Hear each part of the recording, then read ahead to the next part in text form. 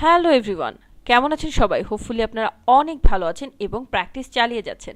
আমার ইউটিউবের চ্যানেলের নতুন একটি টিউটোরিয়ালে আপনাদের সবাইকে স্বাগতম। তো টাইটেল থেকে নিশ্চয়ই বুঝে গেছেন যে আমি আজকে ইনফোগ্রাফিক্স কি এবং তার কি কি টাইপস আছে সেটা নিয়ে আলোচনা করব। তো চলুন শুরু করি। Introduction to infographics. Basically infographics কি, এখানে কিছু কথা লেখা আছে, তো চলুন একটু পড়ি। ফার্স্ট হচ্ছে a visual representation of information or data as a chart or diagram, মানে হচ্ছে এটি একটি ভিজুয়াল রিপ্রেজেন্টেশন ইনফরমেশন অথবা ডাটার, যেমন চার্ট অথবা ডায়াগ্রাম।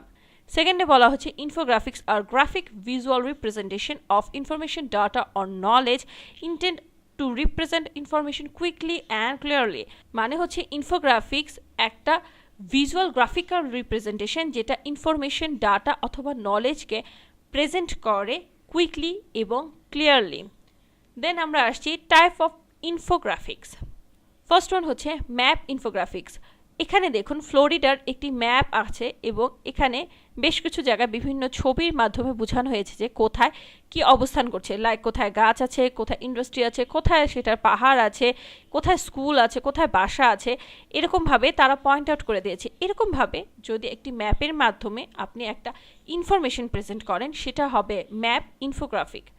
সেকেন্ড ওয়ান হচ্ছে versus or comparison infographic.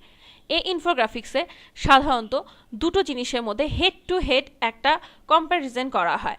Like এখানে লেখা আছে দেখুন, highlight difference between two similar things, যে দুটো সিমিলার জিনিসের মধ্যে কী কী ডিফারেন্স আছে সেগুলো হয়তো হাইলাইট করতে হবে, অথবা highlight similarities between two unlike things.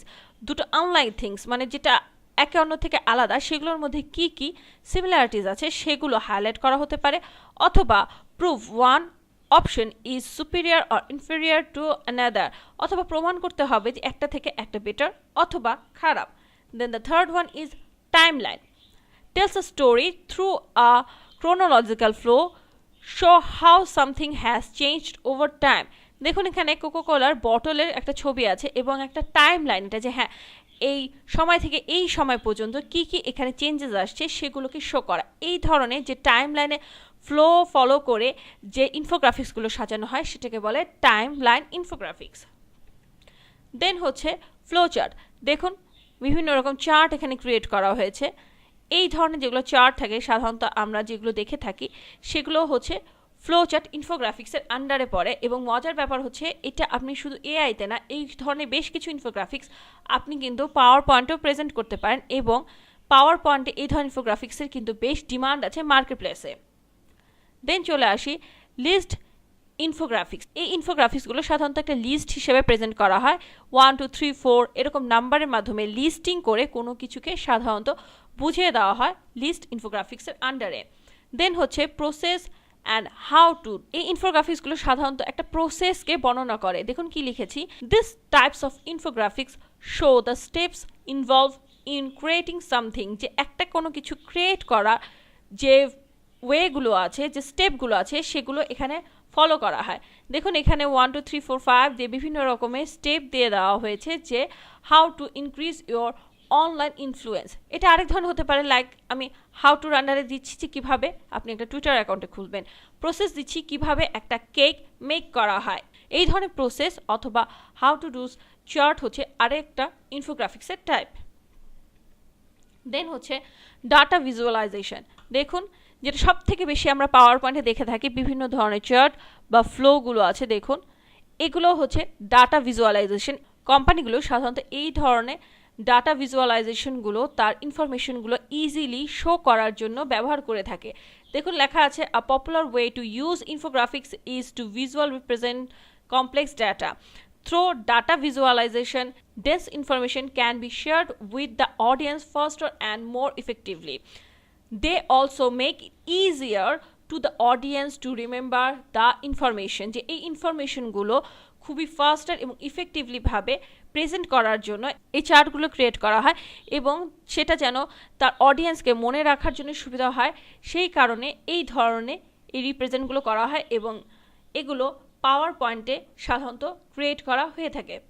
দেন হচ্ছে ভিজুয়াল আর্টিকেলস। ভিজুয়াল আর্টিকেল হচ্ছে যে শুধু আপনার যে আর্টিকেল থাকবে সেটা না, সেটাকে একটু ভিজুয়ালি রিপ্রেজেন্ট করতে হবে। Like makes a piece of writing more visual, যে আপনার রাইটিংটাকে ভিজুয়ালি আরও ইফেক্টিভ করে তোলা এবং আরও ভিজুয়ালি রিপ্রেজেন্ট করাই হচ্ছে ভিজুয়াল আর্টিকেল। দেন হচ্ছে ভিজুয়াল রেজুমে। আমরা গতানুগতিকভাবে যেভাবে আমরা 2 পেজেস অথবা 3 পেজেস সিভিগুলো দেখে থাকি, তার পরিবর্তে যদি আপনি এই ধরনভাবে একটা ভিজুয়াল রেজুমে বা সিভি কোনো জব সেক্টরের জন্য পাঠান, তাহলে এই জিনিসটা যতটা না নজর কাড়বে ততটা আপনার 3 পেজেস সিভি হয়তো কাটতে পারবে না।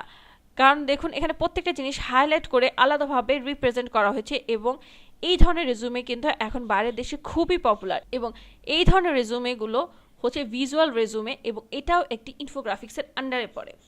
সো থ্যাংক ইউ এতক্ষণ আমার সাথে থাকার জন্য।